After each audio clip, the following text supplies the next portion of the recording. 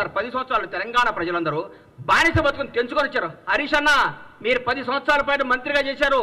దయచేసి ఆత్మసాక్షిగా గుండె మీద చేసుకొని చెప్పండి. మీరు నిజం చెప్పండి. ప్రభుత్వం రేవంత్ రెడ్డి గారు అద్భుతంగా చేస్తున్నారా, చేయట్లేదా?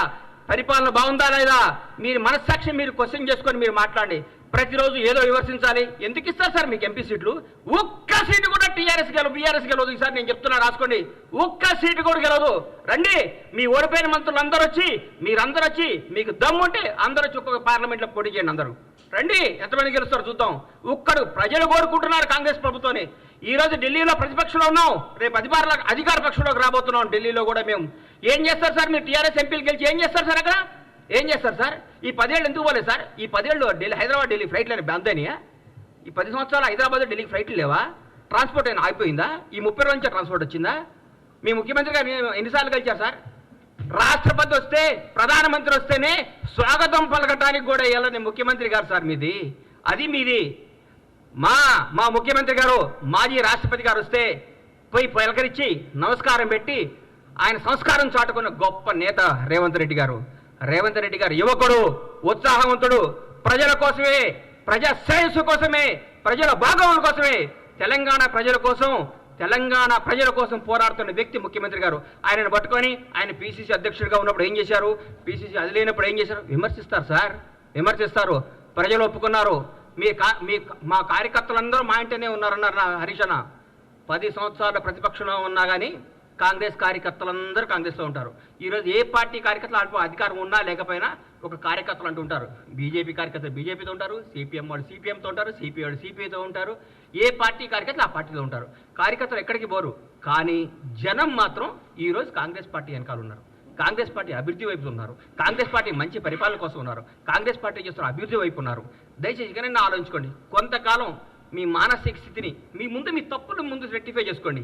అప్పుడే 30 రోజులు అవ్వగానే ఇవాళ చెప్తున్నా, రాష్ట్రానికి 2వ ముఖ్యమంత్రి రేవంత్ రెడ్డి గారు రాబోయే ఎన్ని తరాలు ఉంటారో, ఎన్ని రోజులు ఆయన పేరు గుర్తుంటుందో మీరు గుర్తుపెట్టుకోండి. నేను చెప్తున్నా, కాంగ్రెస్ ప్రభుత్వం ఈరోజు అందరికీ అందుబాటులో ఉంది. డైరెక్ట్ సెక్రటరీకి వెళ్ళిపోతున్నారు సార్. ఎవరు పడ్డా ఏ సమస్య ఉన్నా సెక్రటరీకి పోతున్నారు. ఏ సమస్య ఉన్నా ఒక మంత్రి గారిని కేక్ వాక్తో కలుస్తున్నారు. ఏ సమస్య ఉన్నా ముఖ్యమంత్రి గారి దగ్గర పోతున్నారు. ఇంతకంటే ఏం కావాలి సార్? సెక్రటరీకి ఎవరైనా వచ్చారా సార్? మీరు కట్టిన ఈ ప్రగతి సెక్రటరీకి ఎవరైనా ఒక్కరు రాగలిగారా సార్? గేట్ల కాడ బంద్ చేపిస్తారు మీరు, గేట్ల కాడ మూపే చేస్తారు మీరు. ఏందో మాట్లాడదు. ఎందుకు సార్ మీరు? ఎందుకు మీరు ఇంత టెన్షన్ పడుతున్నారు? ఎందుకు? మరీ ముఖ్యంగా హరీష్ రావు గారు, కేటీఆర్ గారు అయితే వాయమ్మనే ఆగం చేస్తున్నారు సార్. పెంట బిసినట్టు పిస్తున్నారు. ఎందుకు సార్? ఆగండి, కొద్దిగా ఆగండి సార్. పిసుకకండి కొంతకాలం. మిమ్మల్ని మీరు చెక్ చేసుకోండి, మిమ్మల్ని మీరు చేసుకోండి. జనం మోసపోయారా? ఎందుకు పోతారు సార్? జనం చాలా విజ్ఞతతో ఉంటారు సార్. మన అందరికంటే జనం చాలా తెలివిగలవాళ్ళు. చాలా గొప్ప నిర్ణయాలు తీసుకున్నారు. ఈరోజు వాళ్ళకి అవసరం, రాష్ట్రానికి అవసరం కాబట్టే కాంగ్రెస్ పార్టీ ఘన విజయం సాధించింది. రాష్ట్ర ప్రజలందరూ కోరుకుంటున్నారు కాబట్టి కాంగ్రెస్ పార్టీ అద్భుతంగా పరిపాలిస్తుంది. రాష్ట్ర ప్రజలందరూ ఆనందపడుతున్నారు ముఖ్యమంత్రి గారిని, కాంగ్రెస్ మంత్రివర్గాన్ని చూసి. ప్రతి ఒక్క మంత్రి ఒక హోదాతో, స్వతంత్ర హోదాతో ధైర్యంగా దమ్ముగా పరిపాలిస్తున్నారు. వాళ్ళ వాక్ స్వాతంత్ర్యం ఉంది ఇక్కడ. ప్రతి ఎమ్మెల్యేకి వాక్ స్వాతంత్రం ఉంది ఇక్కడ. ప్రతి నాయకుడికి వాక్ స్వాతంత్రం ఉంది. ఎవరైనా మాట్లాడచ్చు. మీ దగ్గర మాట్లాడాలంటే ఏమవుతుందో నాయన, ఉన్న ఉద్యోగం పోతుందని భయం. మీ ముఖ్యమంత్రి గారు ప్రెస్ మీట్ పెడితే పక్కన ఒక దళిత మంత్రి గారు కూర్చుంటే ఎల్లగొట్టిరు. మేము మా బ్యూటీ చూడండి.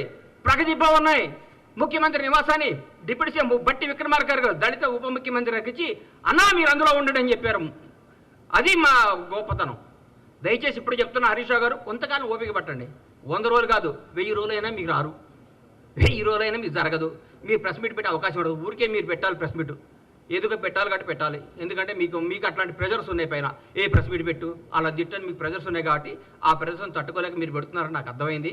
మీ మనస్సాక్షిలో మేము బాగా చేస్తున్నాం, మీ మనసుకు కూడా తెలుసు. మీరందరూ మా ముఖ్యమంత్రి గారిని, మా ప్రభుత్వాన్ని మెచ్చుకొని మమ్మల్ని ప్రోత్సహించి ప్రజలకు మంచి చేద్దాం, ప్రజలకు అద్భుతాలు చేద్దాం, ప్రజలకు ఫలాలు అందిద్దాం.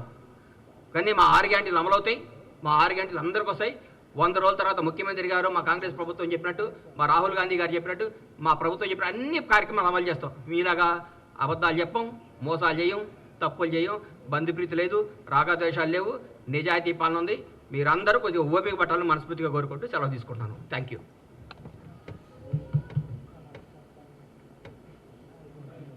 అన్న ఏమైనా అడిగేది ఉంటే చెప్పరా అన్న, చెప్తా.